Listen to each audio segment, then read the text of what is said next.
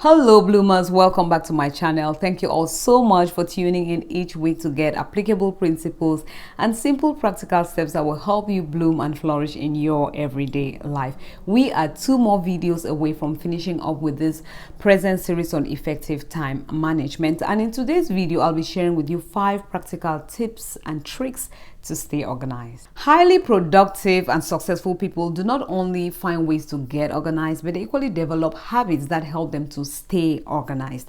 You know, after you've successfully decluttered your mind, your digital space, your physical space, you've found clarity, you've set the goals, you've made the plans, and you've got the ball rolling. If you do not develop certain habits, if you do not have a certain way of doing things, before you know it, few days, weeks, months down the road, everything will be back into chaos. So let me share with you 5 of those organizational hacks that I'm presently applying, and it's not only helping me to get organized, but it's really helping me to stay organized.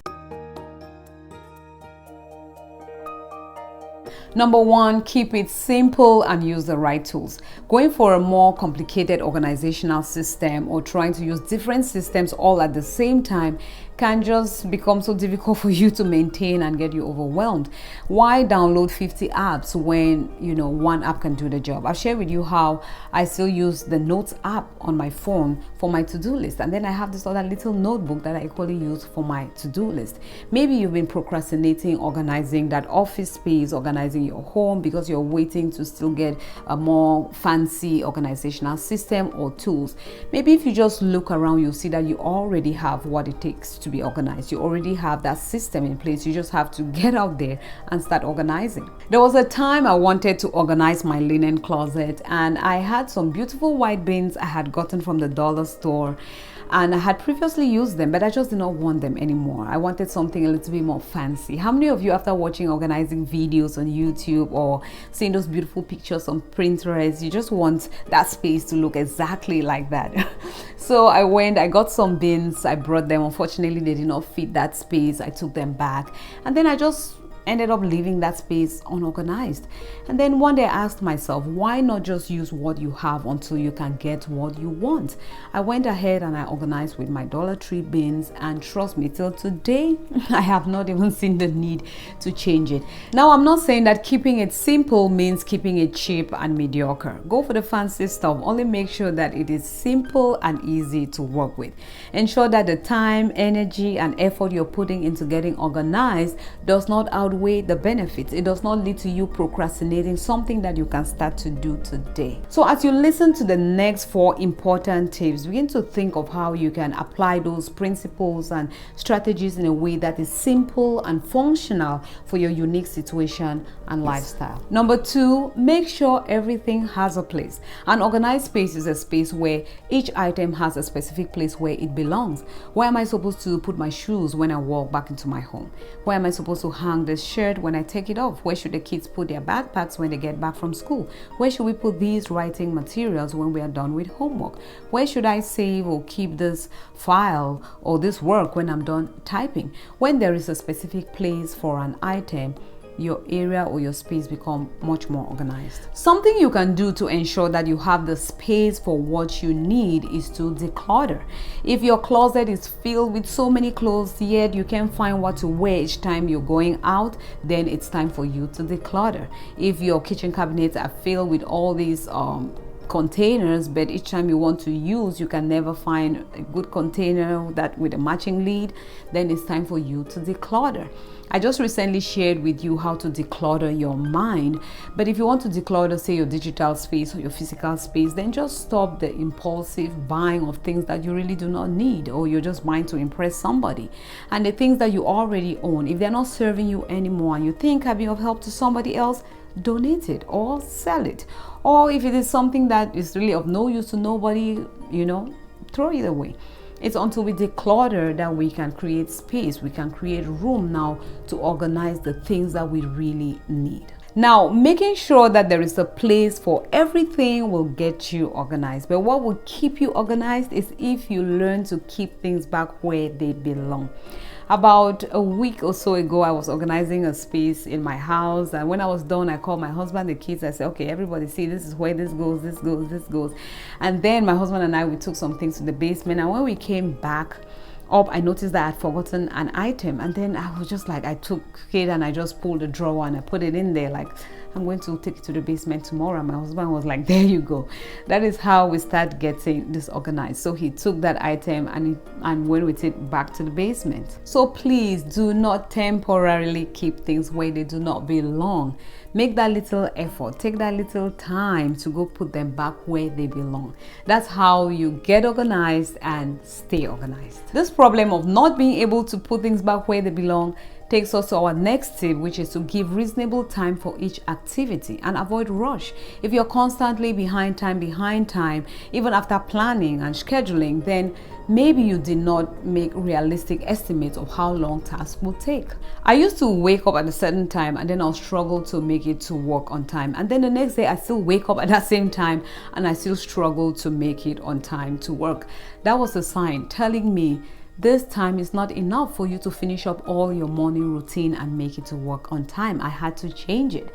So always look back at the past experience, how long it has always taken you to do something. How long does it take you to edit that video? How long does it take you to prepare your message? How long does it take you to, clean up? How long does it take you? Just find out the activities that you want to schedule. How long has it always taken you to do it, and schedule accordingly. It's true that with time you may become better at what you're doing and then you use less time, but then again there will be a track record. There will be something to show you that, I used to do this thing for 30 minutes, now I'm doing it for 15 minutes. And so when I want to schedule now going forward, instead of putting 30 minutes, I'm going to put 15 minutes. But there's always something to show you that it's working or it's not working. If you do things in a rush, you will never put things back in place. You will not be efficient at what you do. You will not be organized. But please do not become a perfectionist who will spend hours and hours on one task, polishing things that are not really necessary. When you've done something and you're sure that you've met your objectives, stop and move on. This next tip has been a game changer for me, and this is to have multiples of frequently used items. Now, I came up with this idea after getting tired of certain items just going missing at home, or these items moving from place to place all the time. And I also noticed that these were items that we often used in multiple locations. Things like combs and brushes, pens, pencils, scissors, chargers. When I need them, I can't find them. Where is the comb? Where is the pen? We can find it. But when I do not need it, there is the brush lying in the middle of the kitchen. That is not where it belongs. Now, the reason why these items often moved from place to place and sometimes even got lost was because, say I'm heading out with the kids and I notice one of them did not brush their hair, and then I have to run upstairs and get the brush, go down, brush their hair, and we head out. What happens? I leave the brush right down there. There was no place allocated for that brush, and so it becomes a clutter. The same thing with the writing materials. Normally they do their homework upstairs, and so we have writing materials there on their desk. But then there are days that I am busy in the kitchen, and so they have to come and do their homework downstairs so that I can supervise. And then they bring down their writing materials. The next day when we go back upstairs, where are the writing materials? I can't find my eraser, I can't find my pencil, we're looking for things. And even when we go downstairs, they are not there. Then a couple of days down the road, I pull up one of the drawers and there's an eraser here, there's a pencil here, just lying in places where they do not belong. As we know, that's clutter, that's disorganization. So this tip is not really about just having multiple items or just having a backup, because with a backup, you keep the other one until the one you're using fails you. But here I'm talking about putting these items in the different locations where you frequently use them. Now I have brushes in my bathroom, and I've also allocated a little place where I put brushes downstairs. I've done the same thing with the writing material, so that when you use it in that location, there is a place, where you can put it right back. When you have a place for every item, you reduce clutter and you stay organized. For items that you cannot have multiples yet are frequently used, I would say keep them handy. Let it be at the front and not at the back of the shelf, the top and not the bottom. Let it be upstairs and not in the basement. Those apps that you frequently use, let it be on the main screen. Another way to keep things handy if you do not have that much space to spread things out is to color code things or label them. If you have to put 5-6 items in one bin because of lack of space, then have a little label that tells you that those 4 items are in there, so that when you need it, you are able to reach out for it, and when you're done with it, you know that that is the bin where it goes into. And the final tip is to have the now mindset. If you're going to stay organized, you cannot let things pile. I try as much as possible to clean as I cook. If I get into the bathroom and I just notice that maybe the toilet pot needed a little cleaning, I just spray, scrub, flush, 1-2 minutes, I'm done. There have been times when I'm washing my hands at the sink and I notice that there's some splashes of toothpaste on the mirror. I immediately get the spray, 1-2 wipe, and I'm done. But let me say something, this is where that tip of multiples come in. There were times when I want to do that quick cleaning, but guess what, the mirror spray is not under the sink, it is under the kitchen sink. Now if I have to go start looking for it and come back, that's a new task altogether that was not scheduled, and before I know it, I'm robbing Peter to pay Paul, right? I'm sipping into the next activity that I was supposed to be doing, so I end up not doing it. But if I had that mirror cleaner right there, if I had multiples there in all the bathrooms, so that I can just quickly do this little scrubbing, this little cleaning when I need to, then I'll be able to carry out the strategy of doing things now. Another great way to follow through with this kind of do now strategy is to incorporate it in your daily routine. Let it just be a daily thing that, I make up my bed when I get out of it.